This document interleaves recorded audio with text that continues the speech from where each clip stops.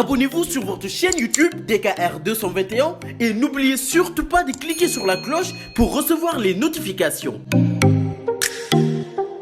DKR 221. Bismillahi rahmani rahim. Alhamdulillahi alqaili fi muhkami tanzilihi. Ya ayyuha allazina amanu kunu qawamina bil qisti shuhadaa lillah walaw ala anfusikum awil walidayni wal aqrabin in yakun ghaniyan aw faqiran fallahu awla bihima. Loolu mooy lan? Ô les croyants, observez strictement la justice, soyez des témoins véridiques comme Allah l'ordonne, fils contre vous-même, contre vos pères et vos mères et proches parents, qu'il s'agisse de riches ou de besogneux. Allah a priorité sur eux deux et il est plus connaisseur de leur intérêt que vous. Mbokk yi, aaya bii ma jàng képp ku miin waxtaanu sama sëriñ sama référence Cheikh El Hadji Abdou Aziz Dabakh nga xam ni ñu ngi koy jooy ba léegi noppeeguñu moom la daan wax fii ci zawiya bii nga xam ni baayu Cheikh Omar Diagne dafa bokkoon ci ñu ko doon taxawu. zawiya Seydi Hadji Malick bi fii baayu Cheikh Omar Diagne dafa bokkoon ci ñu ko doon taxawu kon il faut ñu wax nit ñi kan mooy Cheikh Omar Diagne. Cheikh Omar Diagne kum gënul ci réew mi gënoo ko waaye loolu yëpp daf ko fàtte jëfandikoo li yonent bi sallallahu alayhi wa sallam wax ni man lam yahtamma bi umuril mu'minina fa laysa minna. képp koo xam ne mbiru jullit ñi ak liy dox ci société bi ñoru la bokkoo ci lislaam donte da ngay julli bay naaw ci kaw asamaan si bokkoo ci man. kon bu ñu nax réew mi nañ wax nit ñi li fi am lan la. Cheikh Omar Diagne li ko tax a jóg mooy li Cheikh Ahmadou Bamba Khadimu Rasoul doon xeex loolu lay xeex. Cheikh Omar Diagne li ko tax a jóg moom li Thierno Souleymane Baal doon xeex loolu lay xeex. li ko tax a jóg moom la Cheikh Seydi Hadji Malick doon xeex moom la Cheikh Ibrahima Niass sëriñam doon xeex mooy fexe ba réew mi moom boppam. Cheikh Ahmad Bamba Khadimu Rasoul biñ koy yóbbu lu mu wax dani sama sababu tukki bi ñaara ko waral sababu xaybati an allaha arada an anala minhu jaaha mu ni wa an akuna shafi'an lil qawmi wa an akuna xaadiman lid dawmi. cause bu njëkk bi mooy damay dem pour sauver sama peuple. Cheikh Ahmad Bamba looloo ko taxoon di xeex. kon buñ nax nit ñi nañ wax nit ñi lan la mag ñi bind ak lan lañ fi bàyyi mooy dama ni waxul damay dem pour sauver murit yi de wala damay dem pour sauver waa réew mi damay dem pour sauver sama peuple man Serigne Touba looloo tax ñu exilam ba ca topp mooy damay dem pour am martaba Khadimu Rasoul. kon képp kuy njabootu Cheikh Ahmadou Bamba Khadimu Rasoul yaag Cheikh Omar Diagne yéen a bokk combat foo loolu mu leer parce que Serigne Touba dafa bind bàyyi fi boo gisee mu bind bàyyi fi da doon bañ ku falsifier ay waxam. Serigne Touba liñ ko teg lépp ci ay coona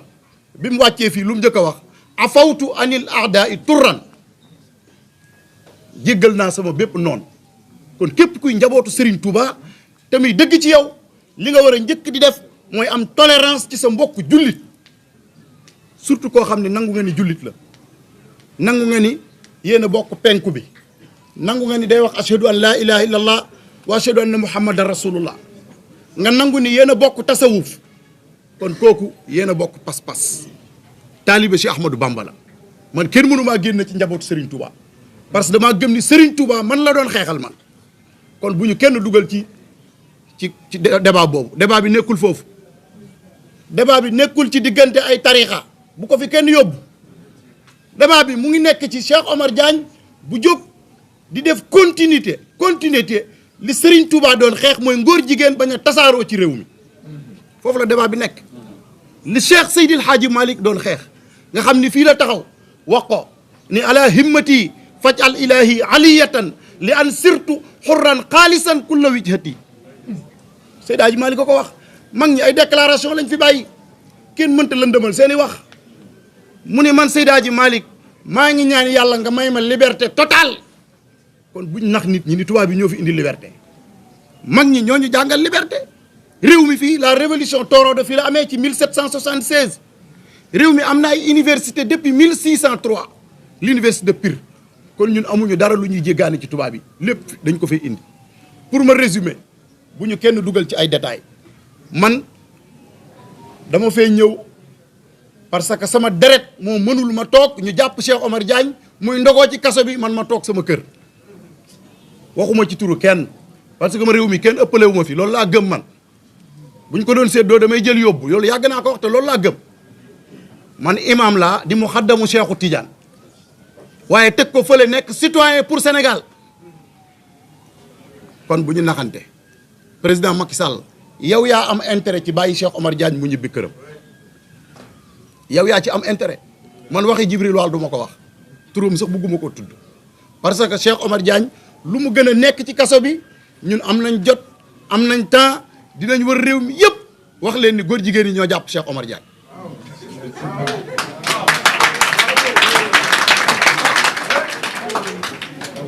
réew mi ñun ñoo ko bokk réew mi ñun ñoo ko bokk ñun encore une fois du ñu def lu ñu loi mayul waaye lépp lu ñu loi may dinañ ko def te kenn mënuñu koo tere def parce que réew mi kenn ëppale wuñu fi loolu lañ gëm kon encore une fois man bi coow li jógee rek boo gisee dama def déclaration ñaan le président de la république ni ko arrestation bi baaxul bàyyi leen ko mu ñibbi këram parce que bu dee coowal góor jigéen li ngeen doon bañ ko ko coow réew mi yëpp a ngi koy coow tey te dañuy continuer di ko coow ba koroog assemblée nationale du ngeen am fukki député parce que ñun suñ kàddu fi mën a àgg amul benn nit wala politicien bu fa kàddoo mën a àgg ñoo nekk ci jàkka yi ñoo nekk ci rajo yi nekk ci télé yi te xam nañ ni ñuy xeexee kon bàyyi leen Cheikh Omar Diagne mu ñibbi këram di wax nag mboolem xalifa généraux yi laay wax parce que man ñi fi ne ñëpp samay baay lañ bu dee sëñ Mountakha sama baay la ndax seqoon naag sama baay lu tax ma ne sama baay la bu dee Serigne Babacar Sy Mansour moo ma yar ma yaroo ci xadara Cheikh Seydi Hadji Malick moo tax xeex bu ñuy dugg duñ ci dugg ak demi mesure man bi Macky Sall woo na ma man toog nañ te ba may dem tàgguwuma kenn te la ma wax ak moom dégg na ko xam ne réew mi rek moo tax may wax yaa ngi dégg kon président Macky Sall bul dugal réew mi ci xeex boo xam ni du jeex parce que ñun amuñu jotu kon bu kenn gëm naan ay tarixa ñun ñëpp ñoo tarixa benn tarixa moo fi ne mooy bi fi yonent bi indi moom la Serigne Touba doon leeral moom la Alaaji Malick doon leeral moom la Cheikh Ibrahima Niass doon leeral moom la Cheikh Omar Diagne di leeral fi may daanelee mooy maa ngi leen di sant yéen activistes yi parce que yéen réew mi buñ ko jaayul ba tax yéen a tax buñ ko jaayul ba tey yéen a tax mais ana opposition bi kenn gisu leen te loolu man il faut ma wax ci ak responsabilité parce que mënuñu ñoom buñ nekkee ci ay jafe-jafe activistes yi taxaw te buñ jàppee activistes yi kenn du leen gis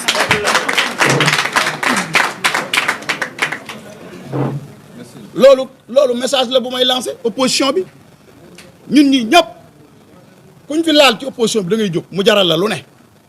niki noonu buñ ko tegoon Macky Sall tamit ñu jóg parce que ñun xeexuñu pour ay nit ñun dañuy xeex ab cause mooy injustice boo xam ne yonent bi moo ñu sant pour ñu xeex ko ak fu mu mën a féete kon manifestation bi le 16 la képp ku gëm ni boo fekke woon Badar di nga dem da nga war a dem maanaam bu fekkoon yonent bi ñëw na woote Badar